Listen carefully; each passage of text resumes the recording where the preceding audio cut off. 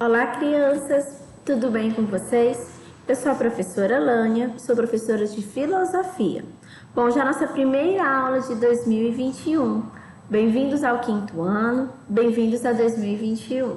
Nessa nossa primeira aula, a gente vai falar um pouco sobre a introdução à filosofia, revisar alguns conteúdos do quarto ano e introduzir de maneira bem breve os conteúdos do quinto ano do livro 1. Bom, gente, primeiramente vamos começar falando um pouco sobre filosofia, né? O que é filosofia, a origem da filosofia, algumas características, os períodos filosóficos e a importância da filosofia na escola. Bom, gente, a palavra filosofia, ela é de origem grega e ela é composta por duas outras palavras.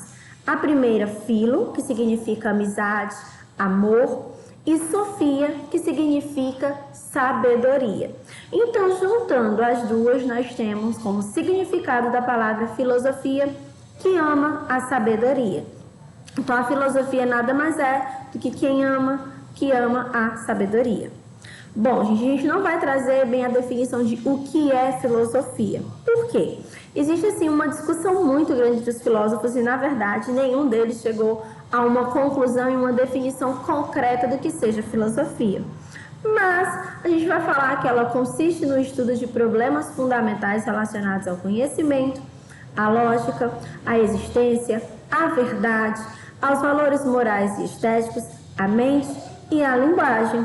Então, gente, a filosofia ela vai fazer justamente isso, ela vai estudar todos esses problemas que estão na nossa sociedade e ela vai selecionar esses problemas de acordo com o conhecimento.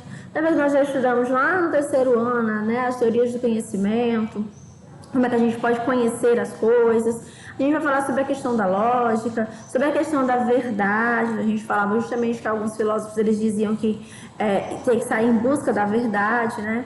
A questão da estética, dos valores morais. A gente falou sobre a questão de valores morais quando a gente falou sobre a justiça de Platão. A gente falou também do Martin Luther King, que traz essa questão de valores morais.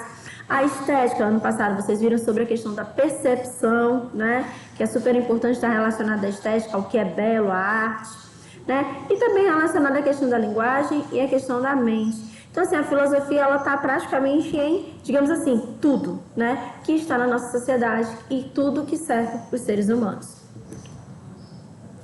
A filosofia, ela é a busca de novos horizontes, é a busca por respostas, questionamentos incessantes. Ou seja, quando a gente está falando de filosofia, a gente está falando de buscar novos horizontes, né? Buscar novas respostas, pesquisar, ir atrás, questionar de maneira incessante para adquirir conhecimento. E a cada questionamento que nós fazemos, nós estamos buscando mais conhecimento e assim passamos a interpretar e pensar o mundo e da nossa maneira, né? Porque a partir do momento que você não aceita qualquer resposta pronta como uma verdade absoluta, você vai atrás justamente de novas respostas e com isso você vai adquirindo conhecimento com as suas pesquisas e também vai o quê? Adquirir o seu pensamento sobre aquele assunto. E quem é esse filósofo, né? Quem é um filósofo? O que é um filósofo? É um indivíduo que vai buscar o conhecimento. Ele vai movido pela curiosidade, pelo questionamento do mundo e sobre os fundamentos da realidade. Então, o filósofo nada mais é do que uma pessoa curiosa, muito curiosa, que vai sair em busca de conhecimento. Ele não vai aceitar qualquer resposta como uma verdade. Então, por isso, ele vai ficar curioso para saber qual é a resposta correta, né? Qual é a verdade sobre aquele assunto, e aí ele vai pesquisando e adquirindo bastante conhecimento. Bom, agora a gente vai falar um pouco da origem da filosofia, né? Surgiu na Grécia Antiga um centro cultural importante. Primeiramente, gente, existem muitos questionamentos sobre ela ter surgido ou não na Grécia mesmo, mas a maioria dos estudos apontam para que ela tenha realmente surgido na Grécia. E a Grécia Antiga ela é considerada um centro cultural importante, ela foi considerada como o berço das civilizações, porque muitas coisas surgiram na Grécia Antiga. A política, né, surgiu na Grécia, a democracia. Então, assim, os Jogos Olímpicos, ela foi assim, uma civilização muito importante para o desenvolvimento das demais. E aí a gente tem a questão da visão mitológica. Bom, para entender isso, a gente vai falar um pouco sobre o que é a curiosidade das pessoas, né? Antigamente, não só antigamente como hoje também, as pessoas elas tinham uma necessidade de buscar respostas. Você pode analisar que você passa o tempo todo, mãe, o que é isso? Pai, como é que isso acontece? Então, assim, nós temos necessidades de ter respostas, de buscar respostas. E antigamente não era diferente. Só que antigamente não tinha a tecnologia que nós temos hoje. Então, as pessoas elas tinham muita curiosidade com relação principalmente aos fenômenos da natureza, né? Nossa, como acontece uma chuva? Nossa, por que nasceu essa planta? Nossa, por que aquela mulher está grávida, né? Também. Então, assim, eles tinham muitas perguntas e muitos questionamentos sobre várias coisas. E aí surgiu a visão mitológica. A visão mitológica nada mais era do que os poetas, eles narravam para essas pessoas histórias em que os deuses eram personagens principais e nessas histórias eles acabavam justificando o acontecimento de muitos fatos. Por exemplo, por que chove? Bom, de acordo com a visão mitológica, chove porque o deus Thor está zangado, aí ele agita o seu martelo e por isso acontece a chuva. Então, assim, eram respostas para muitas perguntas das quais não se tinha resposta. E aí você tinha essa visão mitológica, né, que respondia esses questionamentos. Com o surgimento da polis grega, os filósofos, que na época eram considerados enviados dos deuses, começaram a investigar os fenômenos naturais. Ou seja, as cidades gregas elas começaram a surgir, que eram as polis, né? E naquela época os filósofos eles tinham uma credibilidade muito grande, porque eles eram sábios e eram considerados como enviados dos deuses. E com isso esses filósofos eles começaram a perceber que os deuses não tinham tantos poderes assim. E com isso eles foram investigar como aconteciam esses fenômenos naturais. Bom, e aí o pensamento crítico ele começou a florescer e muitos indivíduos começaram a buscar respostas racionais para o mundo fora da mitologia. O que aconteceu? Bom, as cidades elas começaram a evoluir. Aí veio a democracia, veio a política, o surgimento da moeda, né? E com isso, gente, as pessoas começaram a perceber que muitas coisas aconteciam não porque os deuses estavam mandando, e sim porque eles tomavam decisões dentro dessas cidades e faziam as coisas acontecer, né? Ou seja, nossa, essa decisão aqui todo mundo votou lá no processo democrático deles, as pessoas votaram e isso aconteceu dessa maneira, não foi porque os deuses mandaram, foi porque nós votamos e nós decidimos. E com isso começou o quê? A florescer essa questão do pensamento crítico. Poxa, as coisas acontecem porque nós fazemos. Então os deuses não devem ter esses poderes todos. E aí as pessoas começaram a questionar o poder dos deuses e buscar respostas, né, para esses fenômenos.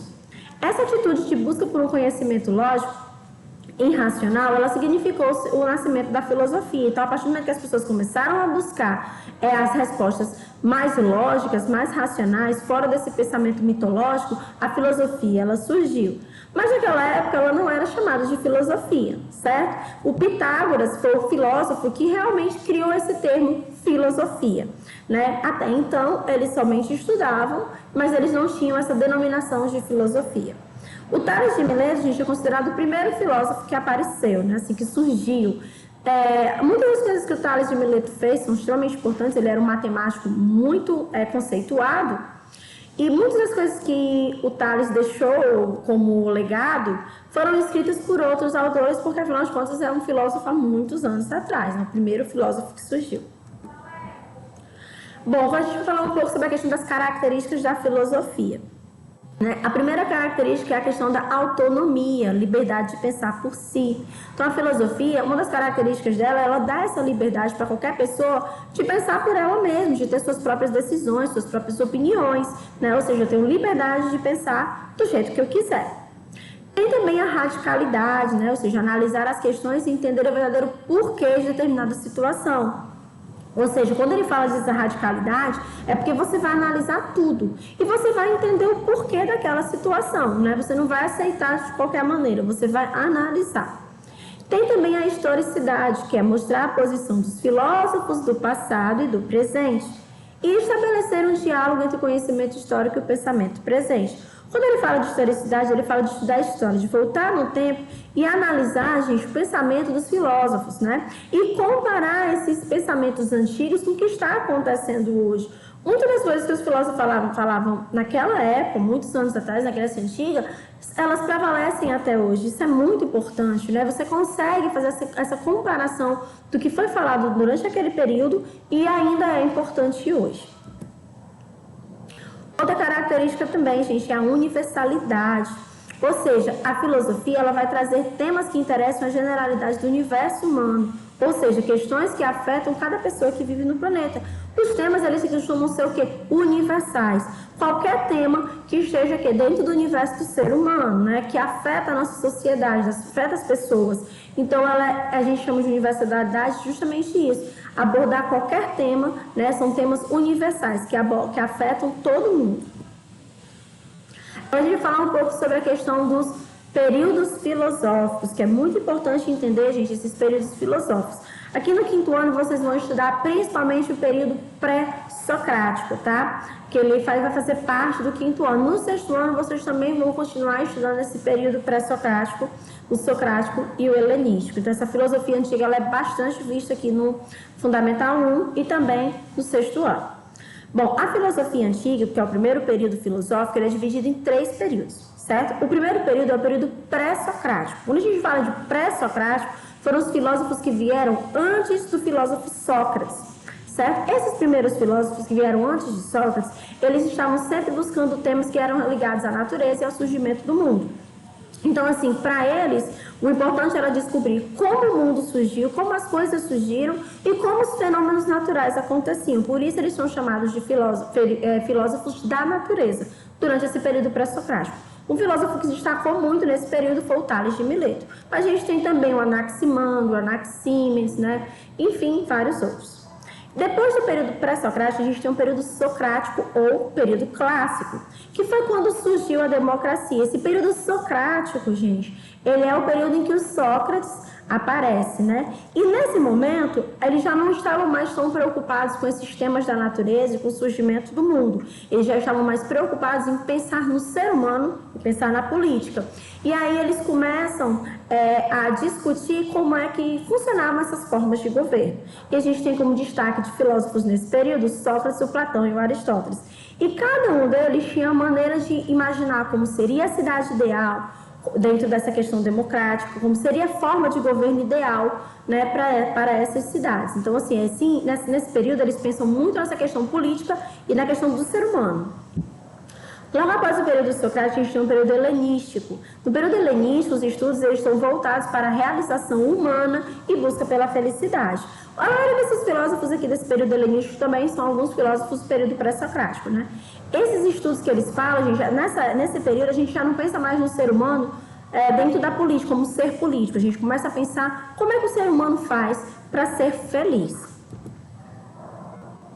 Logo após a filosofia antiga, a gente tem a filosofia medieval. A filosofia medieval, ela tenta conciliar a consciência cristã, né? Ela está relacionada com a religiosidade, com a razão filosófica e científica. Então, ela tenta meio que casar essa questão da religião com a filosofia. Durante esse período, os filósofos que se destacaram foram o Santo Agostinho. Na verdade, ele ficou conhecido como Santo Agostinho, mas o nome dele é Agostinho de Hipona, né? E o São Tomás de Aquino. No próximo período, a gente tem a filosofia moderna. Na filosofia moderna, a gente tem como principal característica o antropocentrismo. Ou seja, na moderna, já não é mais o Deus o centro de tudo como era na medieval. Porque na medieval, como se fosse o Deus fosse o ser mais importante, né? Na moderna, não é mais Deus que passa a ser o ser mais importante, e sim o homem, né? O homem é o centro de tudo, o homem é o mais importante, o homem é o que tem que ser analisado e levado em consideração. Durante esse período foram os filósofos Maquiavel, Immanuel Kant, Jean-Jacques Rousseau, John Locke e René Descartes que mais se destacaram, mas tem diversos outros. Vocês vão estudar bastante o René Descartes durante o 5º ano, certo? O John Locke vocês já estudaram um pouco lá no 3º ano. E por último, o período que a gente tem é a filosofia contemporânea. Na filosofia contemporânea, a gente já busca crescer no desenvolvimento do ser humano, ou seja, o homem ele precisa crescer, ele precisa se desenvolver. E aí vem aquela questão da confiança total na razão, como meio de emancipação do ser humano da sociedade. Ou seja, o ser humano, se ele quer realmente se libertar, né, da sociedade, não ficar preso na sociedade, ele tem que ter o quê? Razão, ele tem que buscar as verdades absolutas sobre tudo e não aceitar qualquer resposta como correta. Os filósofos que se destacaram nesse período foram o Friedrich Nietzsche, o Karl Marx, o Jean-Paul Sartre, que vocês vão estudar bastante no 5º ano, Jean-Paul Sartre, Arthur Schopenhauer e o Zygmunt Bauman, que faleceu recentemente, que é também um filósofo que tem umas frases belíssimas. Bom, gente, a filosofia, ela tem várias áreas de conhecimento, né? A gente pode até lembrar que nas primeiras, na academia, né, as primeiras, digamos assim, escolas filosóficas de antigamente, do Platão, do Aristóteles, eles estudavam tudo, eles estudavam astronomia, estudavam física. Então a filosofia ela acabou se dividindo em várias áreas de estudo, na área de conhecimento, para ficar mais fácil. Uma delas é a metafísica, a gente tem a lógica, a gente tem a ética, que vocês vão estudar bastante sobre ética no 6º ano. A gente tem a estética, que vocês estudaram no 4º ano, quando a gente viu sobre a questão da percepção, sobre o que é belo, sobre a arte, né? A gente tem a teoria do conhecimento, que foi visto lá no 3º ano, quando a gente buscou sobre a questão, as formas de se conhecer, que era a curiosidade, os sentidos. A gente tem a antropologia filosófica. Tem também a filosofia da natureza, que vocês vão estudar um pouco também agora no 5º ano, quando a gente for estudar os filósofos pré-socráticos, ou os filósofos da natureza. Tem a filosofia política, que vocês estudaram ano passado, quando a gente viu a questão da justiça de Platão, que a gente já entrou no ser político, né? Filosofia da ciência, da linguagem e a história da filosofia, que é o que a gente está fazendo agora, voltando no tempo e estudando um pouco da história da filosofia. Bom, e por que é tão importante estudar filosofia na escola?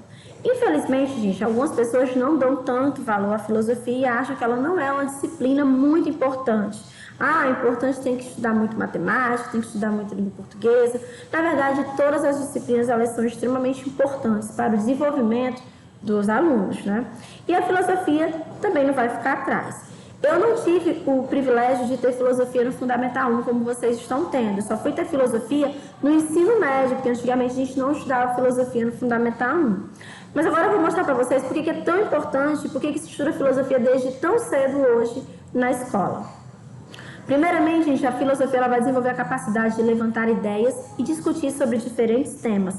Ou seja, dentro da filosofia você começa a pensar, a ter ideias sobre qualquer tema. E você começa também a discutir, a debater esses temas com seus colegas. Então, isso é muito importante para o nosso desenvolvimento. Ela qualifica o aluno para a vida pública e ser um membro efetivo na sociedade. Ou seja, gente, através da filosofia, o aluno ele vai ter o quê? Ele vai estar pronto para enfrentar a sociedade. Lembra que a gente estuda muito a questão da curiosidade, a questão do respeito, da amizade, da empatia? É justamente por isso, da solidariedade, do consumismo. Esses temas são temas que afetam a nossa sociedade. E quando a gente debate esses temas, a gente vai o quê? Abrindo a nossa mente para um novo conceito, para uma nova visão sobre aquele problema, e aí você consegue ser o quê? Um cidadão, uma pessoa mais efetiva dentro da sociedade, uma pessoa com outras ideias. E é isso que o nosso mundo, né? O mundo está precisando, de pessoas que tenham novas atitudes. Como eu acabei de falar, abrir a mente para novos conceitos ou até novas mudanças. A filosofia, ela não vai te dizer o que é certo e o que é errado, mas ela vai trazer diversos pontos de vista do mesmo assunto. O mesmo assunto, o filósofo falou isso, outro filósofo falou aquilo. Vocês mesmos viram isso no ano passado, quando estudaram arte, né? Que o Platão dizia que era uma imitação. Já o Aristóteles dizia que a gente podia aprender com a arte. Então a gente vai vendo vários conceitos e a gente acaba tendo o nosso conceito. Olha, eu concordo com Platão, por isso, por isso, por isso. Eu concordo com Aristóteles, porque eu penso igual a ele, por conta disso, disso. Então você vai tendo os novos conceitos e até mesmo novas mudanças. Desperta o espírito crítico, para que possamos ter uma visão clara diante dos fatos da vida. Nós vimos sobre espírito crítico, o Senhor sabe tudo, ano passado, no 4º ano, né? Que é importante você ter espírito crítico. Quando alguém falar alguma coisa para você, você questionar se aquilo é verdadeiro. Não é sair criticando todo mundo, mas você questionar, você começar a pensar na opinião daquela pessoa e depois desenvolver e ter sua própria conclusão. E desenvolver uma maneira autônoma de pensar sobre diversos assuntos, impulsionando o conhecimento. O que é essa maneira autônoma? É a minha maneira de pensar.